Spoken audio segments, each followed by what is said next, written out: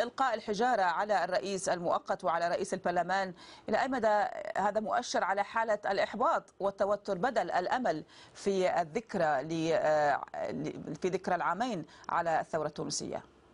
نعم، هذا بالتأكيد، لأن المواطنين والأهالي هنا في سيدي بوزيد كانوا ينتظرون من هذه الحكومة أن تحقق انتظاراتهم وأن تنجز المشاريع التي وعدت بها، وكذلك كانت آمال المواطنين والأهالي هنا في سيدي بوزيد باعتبارها المدينة التي انطلقت منها شرارة الثورة، كانت آمالهم كبيرة ومعلقة بقدر كبير على الحكومة وعلى الدولة بشكل عام لتحقيق نقلة نوعية في المسار التنموي بهذه المدينة، على الأقل في مستوى توفير مواطن الشغل وتحقيق طلبات الشباب المعطل عن العمل من أصحاب وحاملي الشهادة العليا، وكذلك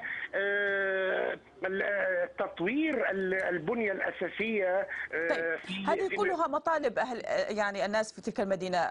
أيضا اليوم لو أنت موجود في مدينة سيدي بوزيد حيث كان إلقاء الكلمة من قبل الرئيس ومن قبل رئيس البرلمان ومسؤولين آخرين، نعم. ماذا حدث أثناء هذه الكلمة وعدد المحتجين على وجود الرئيس المنصف المرزوقي في المدينة؟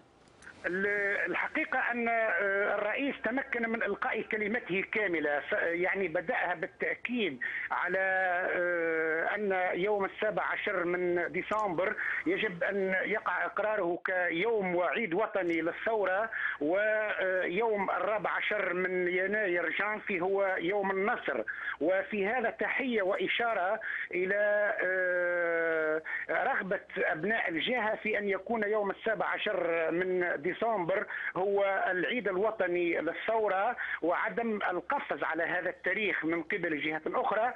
وجاء في كلمة الرئيس أيضا أنه يتفهم طلبات المواطنين ويتفهم غضبهم، قائلا بالحرف أن طلباتهم هي طلباته الشخصية وغضبهم هو غضبه الشخصي، وأن السنة التي مرت يعني قياسيا ربما كانت يصعب فيها تحقيق ما كان ينتظره المواطنون من امال، طالبا الاهالي بالتحلي بالصبر، على اساس ان تونس اليوم هي في وضع صعب ويتطلب تفهم الجميع لدقه المرحله.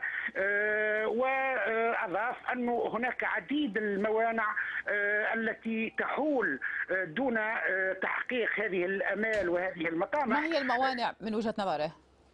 والله هو أكد أنه الحكومة تباطأت في التسريع بعديد المسائل، مسألة المحاسبة، مسألة تصفية تركة الماضي بكل أشكالها، يعني أكد أنه هذه الصعوبات هي التي حالت دون تحقيق هذه الانتظارات، وواعدا بأن الأيام القادمة والفترة القريبة القادمة ستتمكن تونس من الخروج من عنق الزجاجة، يعني بكل تأكيد. الصحفي التونسي محمد الحرشاني من سيدي بوزيد تحدث لنا من هناك، شكرا جزيلا لك.